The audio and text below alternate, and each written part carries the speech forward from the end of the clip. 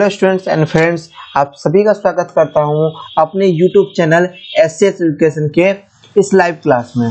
तो दोस्तों, आज हम लोग पढ़ेंगे हिस्ट्री के 4th चैप्टर जो हमारा है भारत में राष्ट्रवाद। हम लोग इसके सभी इंपॉर्टेंट पॉइंट को डिस्कस करने का कोशिश करेंगे और सारे इंपॉर्टेंट पॉइंट को टच करने की कोशिश करेंगे। तो अगर आप हमारे चैनल पर पहली बार आए होंगे तो चैनल को सब्सक्राइब कर दीजिएगा और बेल आइकन को भी प्रेस कर दीजिएगा। साथ में अगर आपको इसका पीडीएफ चाहिए तो आप हमारे व्हाट्सएप नंबर 9572222339 पर मैसेज करके लिंक दे सकते हैं और नीचे हमारे डिस्क्रिप्शन लिंक में हमारे ग्रुप का व्हाट्सएप लिंक भी दिया गया है। तो आप उस लिंक के सहायता से हमारे ग्रुप से भी जुड़ जाइएगा ताकि हमारे ग्रुप से रिलेटेड आपको सारा नोटिफिकेशन मिलता रहे, क्योंकि हम लोग कभी किस टाइम में क्लास लेते हैं आपको सारी चीज की जानकारी हमारे ग्रुप में ही दी जाती है। तो आप लोग इस ग्रुप से ज्वाइन होना नहीं भूलेंगे। साथ में आप लोग प्रत्येक दिन के 3-10 के भी टेस्ट में शामिल हो, क्योंकि वो टेस्ट भी आपके लिए बहुत ही इंपॉर्टेंट है। तो चलिए हम लोग अपने इस क्लास को स्टार्ट करते हैं जो है हमारा भारत में राष्ट्रवाद। तो ये हमारा जो वीडियो का है ये पार्ट 1 होगा, क्योंकि हम लोग आज इसके पहले पार्ट को देख रहे हैं और टोटल इस चैप्टर को जो मेरे अंतर से पार्ट हम लोग लगेंगे वो पार्ट 3 तक लग सकते हैं। तो फिलहाल हम लोग 3 तक का रूटीन दिए हैं। तो चलिए इसके हम लोग पार्ट 1 को देखते हैं और स्टार्ट करते हैं भारत में राष्ट्रवाद को। अगर वीडियो अच्छी लगती है तो वीडियो को लाइक भी कर दीजिएगा और चैनल पर पहली बार आए होंगे तो चैनल को सब्सक्राइब भी कर दीजिएगा। साथ में इस वीडियो को अपने दोस्तों के साथ ज्यादा से ज्यादा शेयर भी कीजिएगा। तो पहले हम लोग समझते हैं राष्ट्रवाद का मतलब क्या होता है। आप लोग चैप्टर में सुने हैं राष्ट्रवाद, लेकिन राष्ट्रवाद का हमारा मतलब क्या होता है। तो राष्ट्रवाद का जो हमारा मतलब होता है, वो जो शाब्दिक अर्थ होता है वो होता है आपको राष्ट्रीय चेतना का अर्थ। राष्ट्रवाद का अर्थ क्या होता है? राष्ट्रवाद का जो हमारा एक मीनिंग होता है वो होता है राष्ट्रीय चेतना का अर्थ। तो राष्ट्रीय चेतना का हम लोग समझते हैं तो ऐसी राष्ट्रीय चेतना का होता है जिससे राजनीतिक, आर्थिक, सामाजिक एवं सांस्कृतिक एकीकरण का आभास हो। मतलब राष्ट्रीय चेतना का मतलब क्या हो गया? ऐसा राष्ट्रीय चेतना का होता है जिसमें क्या हो, राजनीतिक, आर्थिक, सामाजिक एवं सांस्कृतिक एकीकरण का आभास हो। 19वीं शताब्दी में राष्ट्रवाद राष्ट्रीय चेतना का उदय मुख्य रूप से अंग्रेजी शासनकाल व्यवस्था का परिणाम था। 19वीं शताब्दी में जो राष्ट्रीय चेतना का उदय हुआ था वो मुख्य रूप से किसका? अंग्रेजी, मुख्य रूप से जो अंग्रेज की जो सरकार थी उसकी व्यवस्था का परिणाम था। क्या था? हमारा राष्ट्रवाद। तो राष्ट्रवाद का जो हमारा शाब्दिक अर्थ होता है वो होता है ऐसी राष्ट्रीय चेतना जिसका उदय हम लोग राजनीतिक, आर्थिक, सामाजिक और सांस्कृतिक एकीकरण में आभास हो। तो अब हम लोग अपने नेक्स्ट टॉपिक की ओर बढ़ते हैं। नेक्स्ट हमारा राष्ट्रवाद के उदय के कारण। दोस्तों, इसके जो इंपॉर्टेंट टॉपिक्स सब है हम लोग उसको डिस्कस कर रहे हैं और आपको अगर इसमें कहीं भी कुछ प्रॉब्लम होती है तो आप हमारे व्हाट्सएप नंबर पर मैसेज करके आप हम अपने क्वेश्चन का आंसर जान सकते हैं। तो पहले हम लोग इसकी पूरी थ्योरी को समझते हैं, उसके बाद हम लोग इधर सब्जेक्टिव और ऑब्जेक्टिव क्वेश्चन की ओर बढ़ेंगे। तो पहले हम लोग समझते हैं राष्ट्रवाद के उदय का क्या कारण थे। तो राष्ट्रवाद जो हुआ इसका उदय के क्या सब कारण थे। तो राष्ट्रवाद का जो उदय का कारण था वो पहला था आपको राजनीतिक कारण। तो राजनीतिक कारण लोग समझते हैं, उसके बाद हम लोग विभिन्न कारण को समझेंगे। तो सबसे पहले हम लोग राजनीतिक कारण समझते हैं कि राष्ट्रवाद का उदय आखिर हुआ क्यों, ये आप लोगों के मन में भी होता होगा। और सबसे पहले खास बात है, आप लोग इस बुक को अपने से पहले पढ़ के आएंगे तो आप लोगों को ज्यादा इंटरेस्ट लगेगा क्लास करने में। तो अगर आप लोग अपने बुक से पढ़ के नहीं आए हैं तो नेक्स्ट क्लास आप लोग अपने बुक से पढ़ के आइएगा ताकि आप लोगों को समझने में कोई दिक्कत ना हो। नहीं तो अभी आपको समझने में हल्का दिक्कत हो सकता है। तो मैं आशा करता हूं कि मैं आपके लिए एक भी कठिनाइयां नहीं रखूं, लेकिन होगा तो उसके लिए आप बुक को एक बार पढ़ लेंगे तो आपको और कंफ्यूजन क्लियर हो जाएगा। चाहे बुक को पहले पढ़े या हमारे वीडियो को बाद पढ़े, तो अगर आप बाद देखते हैं तो आपको सारा जो कंफ्यूजन होगा आपके माइंड में वो दूर हो जाएगा। और इससे पहले पढ़ के रखते हैं तो आपको कंफ्यूजन बनेगा ही नहीं। तो राजनीतिक कारण हम लोग इसके समझते हैं क्या थे। तो राजनीतिक कारण था इसमें तत्कालीन 1878 में जो तत्कालीन वायसराय कौन थे? लॉर्ड लिटन ने वर्नाकुलर प्रेस एक्ट को पारित कर प्रेस पर, यहाँ हमारा प्रेम लिखा गया, आपने सॉरी किया, प्रेस पर कठोर प्रतिबंध लगा दिया गया। प्रेस पर कठोर प्रतिबंध किस एक्ट के द्वारा लगाया गया? प्रेस पर जो है कठोर प्रतिबंध वो हमारा वर्नाकुलर प्रेस एक्ट जो 1878 में लगाया था, इसके तहत प्रेस पर कठोर प्रतिबंध लगा दिए गए थे। कब? 1878 ईस्वी में। हिस्ट्री में जो आपको सबसे इंपॉर्टेंट पॉइंट याद रखना है वो है आपको ईस्वी। अगर कहीं क्वेश्चन सबसे ज्यादा पूछता है तो वो है हमारा ईस्वी, लेकिन इसलिए आपको ईस्वी में कंफ्यूजन नहीं होना, इसलिए मैं आपको ईस्वी एक एक करके बता रहा हूँ। तो 1878 में हमारा क्या हुआ था? 1878 में हमारा वर्नाकुलर प्रेस एक्ट पारित हुआ और 1889 में जो हमारा आर्म्स एक्ट के द्वारा भारतीयों के लिए अस्त्र को रखना गैर कानूनी घोषित कर दिया गया। तो सन 1869 में जो है आर्म्स एक्ट पारित किया गया। इसमें क्या किया गया, इसमें सभी भारतीयों के लिए अर्थशस्त्र रखना क्या हो गया, एक कानूनी घोषित कर दिया गया। और 1883 में इल्बर्ट बिल पास हुआ। अगर आपसे कोई पूछता है इल्बर्ट बिल कब पारित हुआ तो आप लोग बताइएगा 1883 ईस्वी में। इल्बर्ट बिल के बारे में हम आगे विस्तार से पढ़ाई करेंगे कि इल्बर्ट बिल आपका बहुत ही इंपॉर्टेंट है और इसी से जो युद्ध हुआ तो वह इसी चैप्टर से हुआ था। मतलब ये जो इल्बर्ट बिल है ये आपके क्लास के लिए बहुत ही इंपॉर्टेंट टॉपिक है, तो आप लोग इसको अच्छे से समझेंगे। तो इल्बर्ट बिल कब पारित हुआ तो आप लोग अगर आप लोगों से पूछता है इल्बर्ट बिल कब पारित हुआ तो आप लोग बताइएगा इल्बर्ट बिल जो है हमारा 1883 में पारित हुआ था।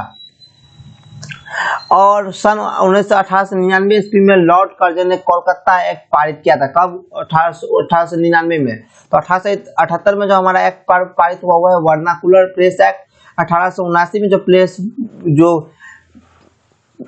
प्रतिबंध लगाया गया हुआ है हमारा आर्म्स एक्ट, जिसमें जो है सभी भारतीयों को अर्थशस्त्र रखना गैर प्रतिबंध लगा दिया गया था। और 1883 में हमारा इल्बर्ट एक्ट पारित हुआ और 1889 ईस्वी में वर्ल्ड कर्जन ने कलकत्ता एक्ट पारित किया। अब हम लोग अपने नेक्स्ट समझते हैं। नेक्स्ट है राष्ट्रवाद के उदय का जो कारण है उसमें हम लोग आर्थिक कारण को समझते हैं।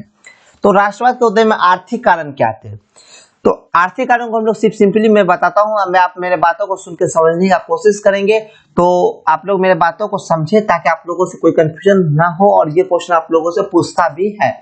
तो आर्थिक कारण हमारा क्या था, तो भारत में जो अंग्रेज जो आर्थिक नीतियां अपनाई उसके परिणाम स्वरूप क्या हुए, भारतीय कृषि और कुटीर उद्योग को काफी नुकसान धक्का लगा, जिसमें ब्रिटिश आर्थिक नीतियों का परिणाम स्वरूप किसानों, कामगारों और अन्य वर्गों की स्थिति निरंतर बिगड़ती चली गई और अंग्रेजों की कृषि नीति मुख्य रूप से अधिकतम भू राजस्व लगान एकत्रित करने के उद्देश्य से प्रेरित थी। लेकिन स्थानीय बंदोबस्त के द्वारा जमींदारों को एक निश्चित भू राजस्व कर के लिए रूप में सरकार को देना पड़ता था।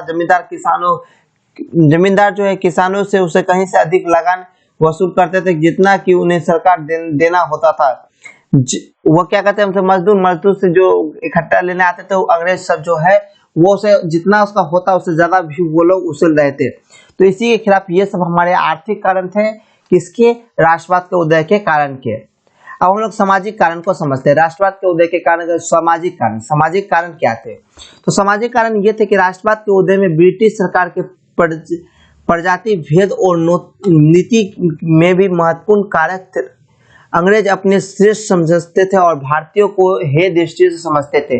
सामाजिक कारण क्या था, सामाजिक कारण ये था कि अंग्रेज जो है अपने आप को हे दृष्टि, मतलब कि अंग्रेज जो है अपने लोगों को देखते थे तो किसी को भी देखते थे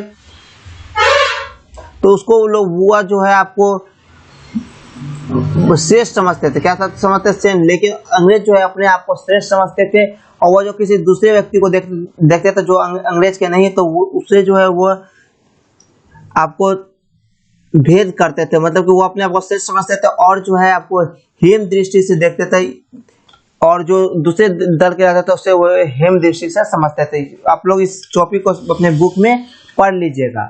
अब आते हैं हमारा धार्मिक कारण की तरफ। राष्ट्रवाद को देखें धार्मिक कारण क्या थे, तो बिहार में किसी भी देश में राष्ट्रवाद उत्पन्न करने के लिए धर्म सुधार आंदोलन ने महत्वपूर्ण भूमिका निभाई। 19वीं सदी में अनेक महापुरुष ने सामाजिक और धार्मिक कुरीतियों के खिलाफ आंदोलन की दुष्टता की और इन महापुरुषों ने राजा राम मोहन राय, देवेंद्र नाथ टैगोर, ईश्वर चंद्र विद्यासागर, स्वामी दयानंद सरस्वती, रामकृष्ण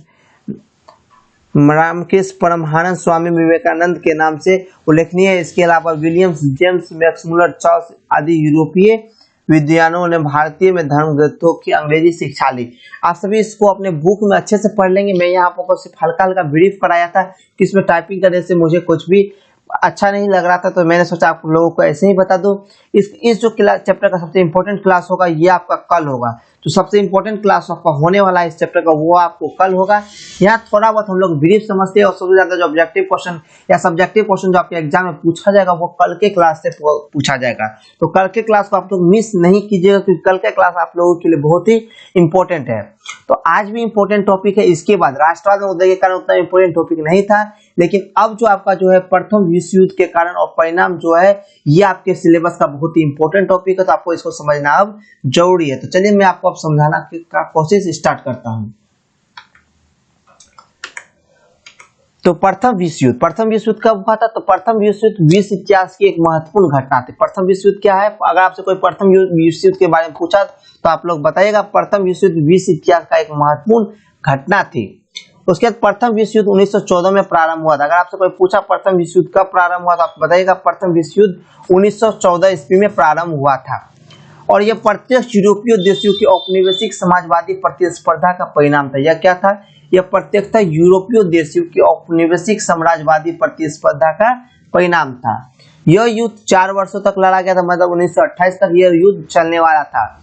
लेकिन इस युद्ध के प्रत्यक्ष और अप्रत्यक्ष रूप से संपूर्ण विश्व के राजनीतिक एवं आर्थिक स्थिति में को प्रभावित कर दिया है। इस युद्ध जो है प्रथम विश्व युद्ध जो है आपको इस युद्ध के पश्चात और अप्रत्यक्ष रूप से संपूर्ण विश्व के राजनीतिक एवं आर्थिक स्थिति को प्रभावित किया गया। तो प्रथम विश्व युद्ध कब प्रारंभ हुआ था? प्रथम विश्व युद्ध 1914 में प्रारंभ हुआ था। इसमें प्रत्यक्ष रूप से यूरोपीय देशों औपनिवेशिक समाजवादी प्रतिस्पर्धा का परिणाम था। ये युद्ध करीब 4 वर्षों तक लड़ा और इस युद्ध में प्रत्यक्ष और अप्रत्यक्ष रूप से संपूर्ण देश के राजनीतिक एवं आर्थिक स्थिति को यह प्रभावित किया। कौन? प्रथम विश्व युद्ध। अब सेकेंड आते हैं हमारा विश्व युद्ध पर भारत का प्रभाव। ये क्वेश्चन आप लोगों से है, विश्व युद्ध क्या है, इसका भारत पर क्या प्रभाव पड़ा विश्व युद्ध का। अगर आप लोग बुक है तो आप लोग इस क्वेश्चन को अपने बुक में उल्टा करके देख सकते हैं। तो विश्व युद्ध का भारत पर क्या प्रभाव पड़ा? तो महायुद्ध के बाद भारत की आर्थिक स्थिति बिगड़ी। पहले तो कीमतें बढ़ी और फिर आर्थिक गतिविधियां मंद होने लगी, जिससे नगरों में रहने वाले शिक्षित भारतीय लगातार बेरोजगार होने लगे। मतलब महायुद्ध के बाद क्या हुआ कि सभी जगह जो है युद्ध खत्म होने के बाद जो सभी जगह तबाही नजर आने लगे। तो प्रथम विश्व युद्ध के बाद जो है कारण भारत की जो आर्थिक स्थिति है वो बिगड़ी और इससे पहले तो कीमतें बढ़ी और फिर आर्थिक गतिविधियां मंद होने लगी, जिससे कि नगरों में रहने वाले शिक्षित भारतीय लगातार बेरोजगार होने लगे और महंगाई अपने चरम पर पहुंच गया, जिससे मजदूरों, दस्तकारों और किसानों को सबसे अधिक प्रभावित किया। कौन सी? प्रथम विश्व युद्ध। प्रथम विश्व के बाद महंगाई अपने चरम सीमा पर फैला और यह मजदूरों, दस्तकारों और किसानों को सबसे अधिक प्रभावित किया। और रोल्ट एक्ट जो है 1919 में पारित किया गया था। इसके बारे में हम लोग आगे विस्तार से समझेंगे रोल्ट एक्ट क्या होता है। तो चलिए रोल्ट एक्ट को भी हम लोग समझेंगे, लेकिन आपसे पहले जान लेते हैं रोल्ट एक्ट कब पारित हुआ था। आप लोग बताइएगा। रोल्ट एक्ट जो है 1919 में पारित हुआ था। कब? रोल्ट एक्ट जो है 1981 में 1979 मतलब 1919 में इसे पारित किया गया था। कौन? Raoult act. ये जो हमारा पारित किया गया था रोल्ट एक्ट वह 1919 में पारित किया गया था। तो अब हम लोग अपने समझते हैं नेक्स्ट टॉपिक की ओर बढ़ते हैं। नेक्स्ट हमारा है और जिसमें किसी भारतीय को बिना अदालत मुकदमा चलाए बंद किया जाता है। रोल्ट एक्ट क्या है? रोल्ट एक्ट एक ऐसा एक्ट है जो जिसमें किसी भी भारतीय को बिना किसी अदालत में मुकदमा चलाए डायरेक्ट बंद किया जा सकता था। यही हमारा रोल्ट एक्ट। आपसे पूछता है कि रोल्ट एक्ट क्या है, 5 शब्दों में लिखिए। तो आप बताइएगा। रोल्ट एक्ट जो है 1919 में पारित हुआ था। यह एक ऐसा जो है आपको एक्ट है जिसके तहत भारतीयों को बिना अदालत जो है मुकदमा चलाए बंद किया जा सकता था। अब इसी कानून के विरोध में 13 अप्रैल 1919 को प्रसिद्ध जलियांवाला बाग हत्याकांड पूरे पंजाब में मार्शल लॉ लगा दिया, जिससे लोगों का पार्श्विक अत्याचार बढ़ता ही गया। इस कानून के विरोध में कब? इस कानून के विरोध में 13 अप्रैल 1919 ईस्वी को क्या किया गया? जलियांवाला बाग हत्याकांड पूरे पंजाब में मार्शल लॉ लगा दिया गया, जिससे लोगों को पार्श्विक अत्याचार किया। तो ये था हमारा कानून। 1 अप्रैल 1919 को क्या किया गया? पूरे देश में जो है आपको घेर लिया गया, जिसमें जलियांवाला और पूरे पंजाब की मार्शल लॉ लगा दिया गया। अब नेक्स्ट रोल्ट एक्ट को हम लोग एक विस्तार से समझते हैं। रोल्ट एक्ट बढ़ती हुई क्रांतिकारी घटनाओं एवं असंतोष को दबाने के लिए लॉर्ड चेम्सफोर्ड ने न्यायाधीश सिडनी रोल्ट की अध्यक्षता में एक समिति की नियुक्ति की। मतलब बढ़ती हुई जनसंख्या घटना एवं असंतोष को दबाने के लिए लॉर्ड चेम्सफोर्ड के न्यायाधीश सिडनी लोड। कौन थे? सिडनी लोड जो की अध्यक्षता में एक समिति को नियुक्त किया गया और समिति ने क्रांतिकारी गतिविधियों को रोकने के लिए निरोधात्मक एवं दंडात्मक दोनों प्रकार के विशेष सुझाव दिए। समिति के इसी अनुशंसा पर 21 मार्च 1919 को क्रांतिकारी अधिनियम विधान परिषद में पारित किया गया। इस अधिनियम के प्रावधान था जिसमें जर्मनी के विरुद्ध कोई भी अपील नहीं की जा सकती है। अब हमारा आता है जलियांवाला बाग हत्याकांड। इस सब के बारे में आप लोग जानते भी होंगे। जलियांवाला बाग हत्याकांड क्या है? तो यह जिला मजिस्ट्रेट जनरल और डायर, यह जिला मजिस्ट्रेट जनरल और डायर ने बिना किसी चेतावनी के शांतिपूर्वक चल रहे गोलियों चलाकर लगभग 1000 लोगों की हत्या कर दी और बहुत सारे लोग घायल हुए। अगर आपसे पूछता है जलियांवाला बाग हत्याकांड क्या है तो आप लोग बताइएगा, जहां जिला मजिस्ट्रेट जनरल और डायर ने बिना किसी चेतावनी के शांतिपूर्वक चल रही सभा को पर गोलियां चलाकर लगभग 1000 लोगों की जान ले ली और कम से कम उसमें जो है 19 लोग घायल हुए और बहुत सारे लोग भी घायल हुए इसमें। इस नरसंहार के बाद रविन्द्रनाथ टैगोर ने नाइट की उपाधि तान दी और कांग्रेस के पूर्व अध्यक्ष शंकर नायर ने वायसराय की कार्यकारी से त्यागपत्र दे दिया और गांधी जी ने कैंसर हिंद की उपाधि त्याग दी। ये सब हमारा था रोल्ट एक्ट पारित होने के बाद। रोल्ट एक्ट पारित होने के बाद हमारे 5 कारण था, जिला मजिस्ट्रेट जनरल और डायर बिना किसी चेतावनी के चल रही सभा पर आयोजित चलाकर, और ये था हमारा जलवायु भाग। और इस नरसंहार के बाद रविन्द्रनाथ टैगोर ने नाइट की उपाधि त्यागी, शंकर नायर ने वायसराय की टिकट अपनाई और जो है जय हिंद जो है कैसर हिंद की उपाधि जो है महात्मा गांधी त्यागे। अब अपने नेक्स्ट क्वेश्चन की ओर बढ़ते हैं। नेक्स्ट हमारा है आपका जलवायु वाला बाग हत्याकांड। ये हमारा आज का लास्ट टॉपिक है। इसके बाद हम लोग आंदोलन जो है हम लोग नेक्स्ट क्लास में देखेंगे सारे आंदोलन को। तो हम लोग यहाँ जलवायु वाला बाग हत्याकांड को समझते हैं। तो विश्व युद्ध जनित घटनाओं का प्रभाव में विशेष रूप से परिलक्षित होने के कारण यहाँ जनमानस आंदोलन था। तो हम लोग जलवायु वाला बाग हत्याकांड देख रहे थे। तो विश्व युद्ध जनित घटनाओं का प्रभाव में एक विशेष रूप से क्या हुआ,